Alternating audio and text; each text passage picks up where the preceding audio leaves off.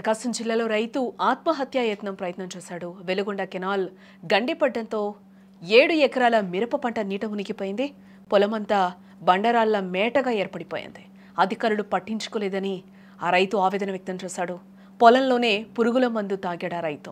TDP incharge Ericsson బాబు పరామర్శించడం జరిగింది. నిన్నటి తుఫాన్ దెబ్బకు రాష్ట్రంలో వాగులు వంకలు నిండిపోయాయి. వరద నీరు పోటెత్తడంతో కొన్ని చోట్ల చెరువులకు కాలువలకు గండిపడి ఊహించని నష్టాన్ని తెచ్చిపెడుతున్నాయి.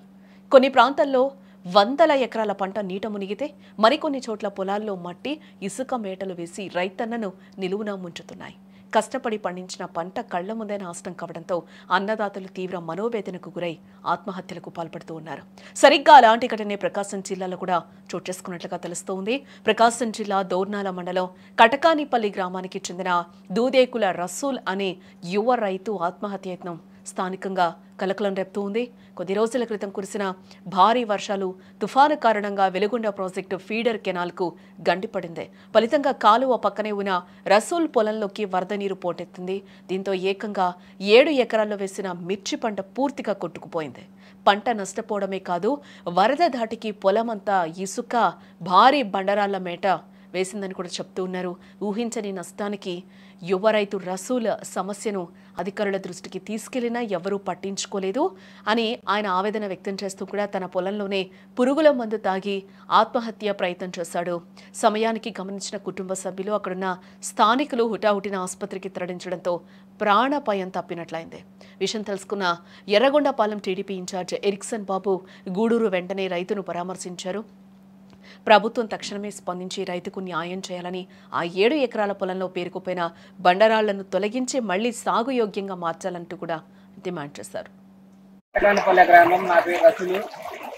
నిన్న 29వ తారీఖు వర్షం పడటం వల్ల నిన్న పొలం 5 ఎకరాల నిండా నీళ్లు పడ్డాయి. అధికారులు ఇప్పటికీ ఎవరు పట్టించుకోవట్లేదు. నీళ్లు రాళ్ళు ఇంకా ఈ రోజు ఉన్నాయి. 5 ఎకరాల చుట్టూ రాళ్ళు ఉన్నాయి. అధికారులు ఎవరు పట్టించుకోవట్లేదు. దయచేసి అధికారులు ఎవరైనా పట్టించుకుంటే చెప్పండి. మా కుటుంబాలు మొత్తం ఫీడర్ కెనాల్ ఛానల్ పోయినసారి మొన్న బ్రీచ్ అయింది కదా, ఒక వారం 10 రోజుల క్రితం బ్రీచ్ అయితే మీరు మన వెలుగొండ ప్రాజెక్ట్ వాళ్ళు చెప్పి డి గారికి ఇమ్మీడియట్ గా దాన్ని రిస్టోర్ చేశారు. అది అక్కడే పెద్ద బ్రీచ్ పడ్డది. నిన్న బ్రీచ్ పడి దాని కింద ఉన్నటువంటి 40 ఎకరాలలో రాళ్ళు మొత్తం 5-6 అడుగులు ఎత్తున అది మేట మొత్తం పొలం వ్యవసాయానికి ఉపయోగం లేనట్టు తయారైపోయింది. పొలం పురుగు మందు తాగిండు. నేను ఆ విలేజ్కి వచ్చాను సార్. ఇప్పుడు రైతు పురుగు మందు తాగి టీవీలలో స్క్రోలింగ్ వచ్చి పార్టీ హౌస్ నుంచి కూడా ఇది వచ్చింది. అందుకని ఏడీ గారిని అగ్రికల్చర్ వీళ్ళందరినీ తీసుకొచ్చా. ఇక్కడ కటకానిపల్లి ఒకటి, మండలంలో ఎడవల్లి ఒకటి సార్, దోర్నాల మండలం, దోర్నాల మండలంలో ఈ 2 మనం సహాయం చేయాలి సార్. రైతులు పూర్తిగా అంటే ఇంకా 5-6 అడుగులు స్పెషల్ రిపోర్ట్ ఈ రాజు తమరికి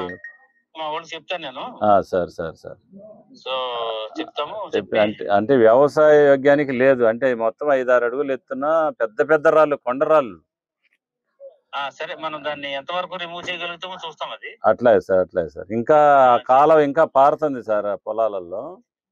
అది ఇంకా ఆగలేదంటే అక్కడ పోయే పరిస్థితి కూడా లేదు. ప్రాజెక్ట్ వాళ్ళు పోయే పరిస్థితి లేదు, ఎవరు పోయే పరిస్థితి లేదు ఆడదాకా. ఇంకా ప్రవాహం అయితే అట్లనే కొనసాగుతుంది. తీగలేరు గాని, దొంగల వాగు గాని మామూలు మట్టి పెట్టింది సార్, మేట పెట్టింది. వాళ్ళు మామూలు చేసినా ఇబ్బంది లేదు. పంట నష్టాలు పోయినాయి రాసిన. కేవలం మా 5 ఎకరాల మటుకు కాలువ వాళ్ళ చేతనే ఆ మట్టి ఎత్తియాలి సార్. లేకుంటే మేము 10 మంది ఫ్యామిలీ 10 మంది చనిపోతాం సార్.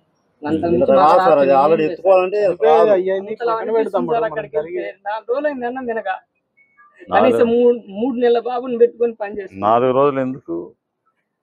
తుఫాన్ వచ్చింది మొన్ననే కదా. 4 రోజుల నుంచి ఏం చేస్తున్నాం సార్?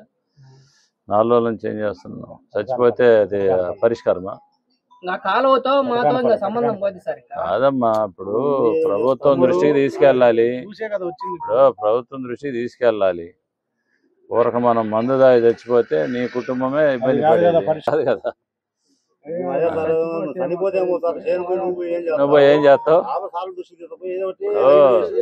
చేనుబాయ కుటుంబం బాయ ఏం చేస్తావు? అది కాదు. కానీ ఇప్పుడు రైతులు అసలు పని చేయకూడదు. ఇప్పుడున్న సిచ్యువేషన్ లో